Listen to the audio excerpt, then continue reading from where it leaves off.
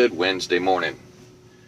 I'm just going to throw some numbers out there because, I don't do it a lot anymore.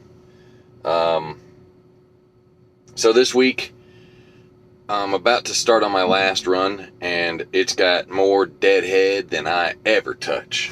Total deadhead is about 496 miles, and the loaded miles are about 644 miles. And the only reason that is like that is because this week I only run an average of 20% deadhead a week.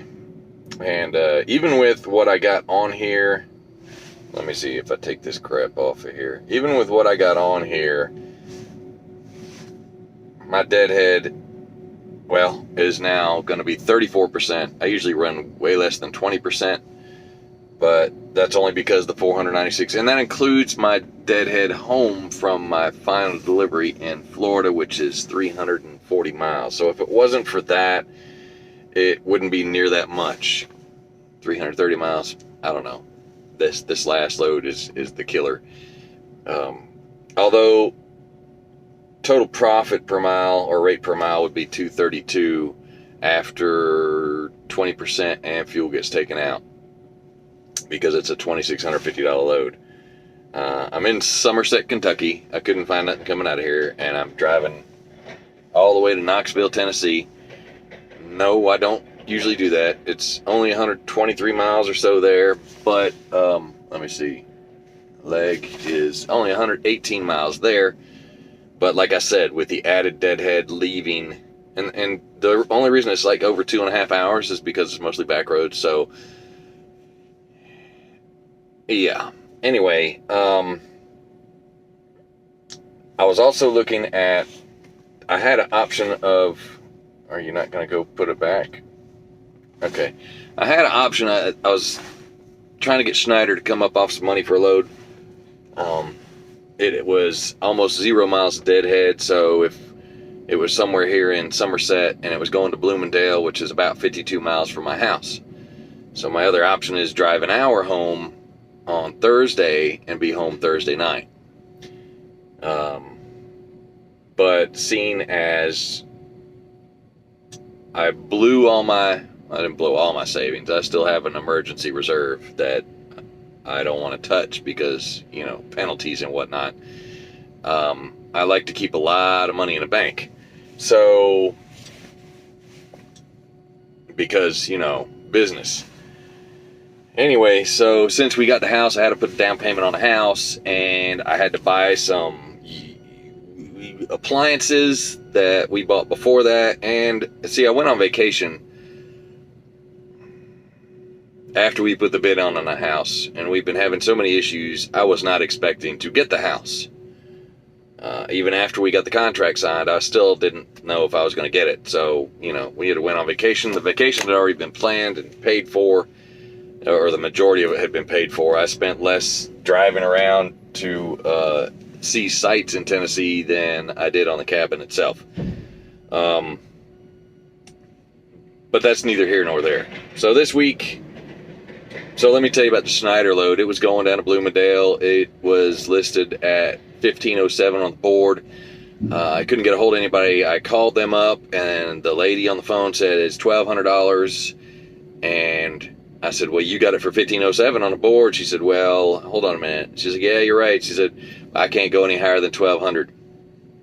So I told her, I said, I'm not one of your ICs. And I said, thank you. And I hung up. I'm not, that's just childish stupidity. Okay. You're not even going to come up 1 cent.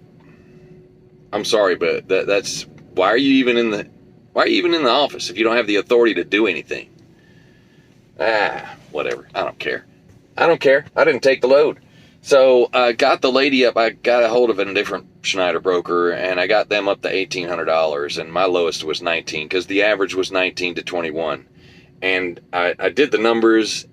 At 1,800, if I had taken it, I would have made approximately $1,211 on it, or $1,212. That's with deadhead and fuel and minus 20% take for whose numbers I'm running under. So this one, even though the one that I actually booked for $2,650, even though My actual rate per mile is way low. The loaded miles is 411. The loaded miles on the Schneider was 344. But looking at a per day rate, I would have made 1,211 in one day on the Schneider load, and I'm making 1,675 on 2 days. That's after fuel and 20% gets taken out on 2 days. So I'm making a little over $400 extra to run an extra day. And I don't usually do that.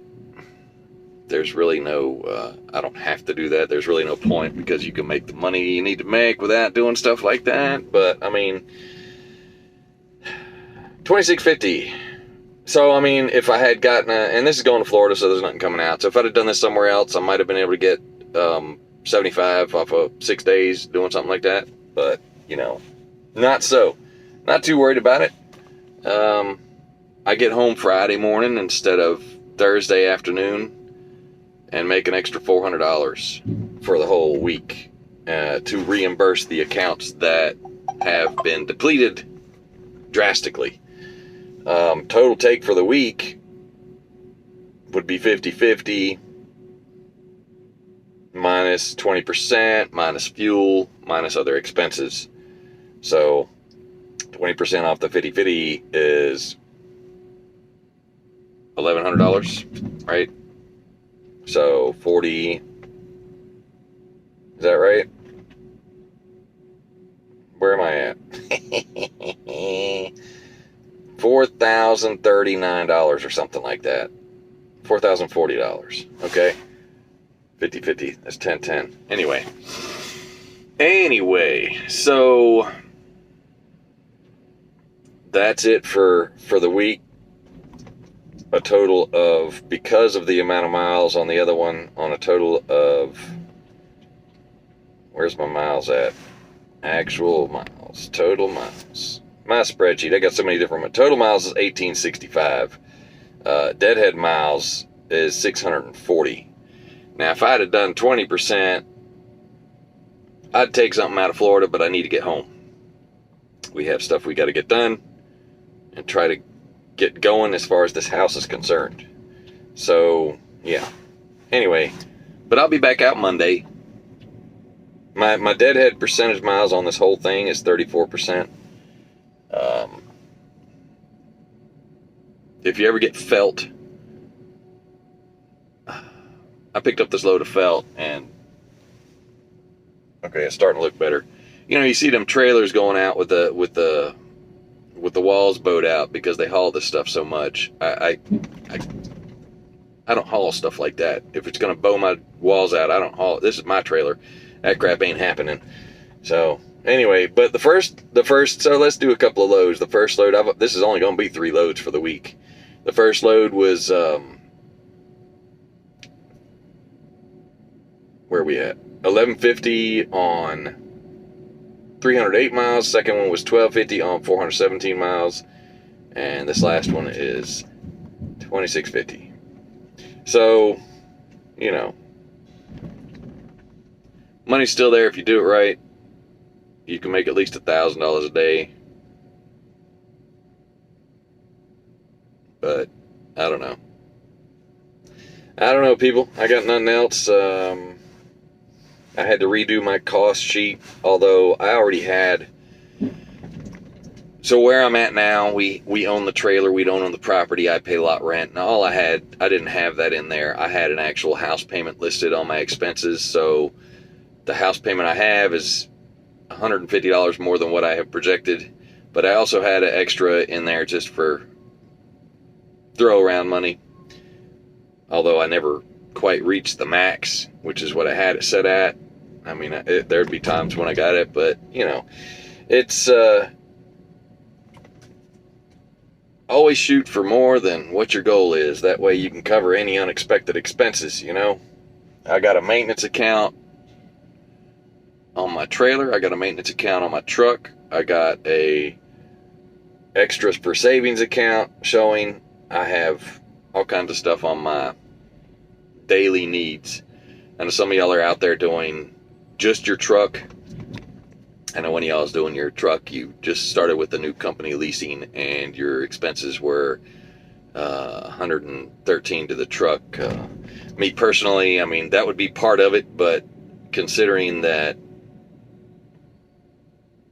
I have house expenses, I add those in, because if you don't have your house expenses in there, how are you going to pay your bills if you can't even break even on the truck? I just don't get how some of these companies, they'll sit there and they'll tell you, oh, we'll do this and that for you, and then when you get there, they kind of screw you and say it's an issue with such and such. Well, why are you going to start a program if you haven't? I mean, I don't know. There should be some kind of backdrop security, and I guess it's a learning thing. You'll learn as you go. I mean, I did. I've learned a lot as I went. I also did a lot of research before I went, so mine turned out pretty well. Just remember, when you fall down, get up. Just keep getting up. There's no excuse for falling down and then blaming the twig that you tripped over. If you had looked and taken precautions, that twig wouldn't have tripped you up. Maybe that stump over there would have tripped you up. But you avoided the stump because you saw that, but you didn't avoid the twig because you were paying attention to the stump. Right? Anyway, I digress. As usual, going down a rabbit trail. These guys, it's like they're flying on my truck, man.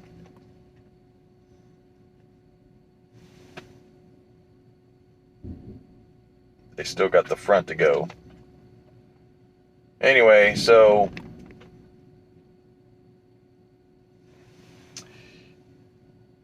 enjoy this video of a dog drinking water. Y'all have a blessed day. Hey, stop. You're gonna... like a hamster.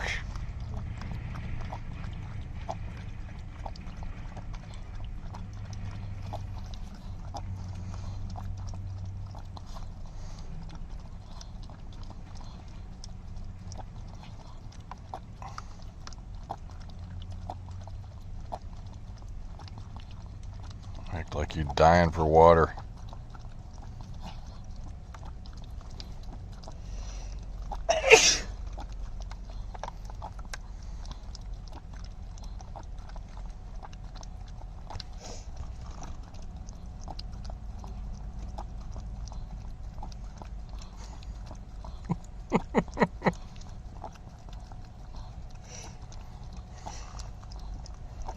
Dude, how long are you gonna do this for, huh? Really?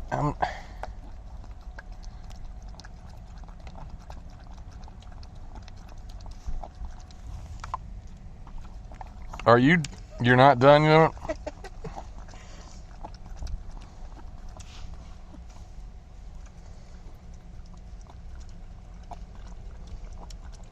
My goodness, are you gonna drink the whole bottle? And you're still trying to get more? Look at all that's missing.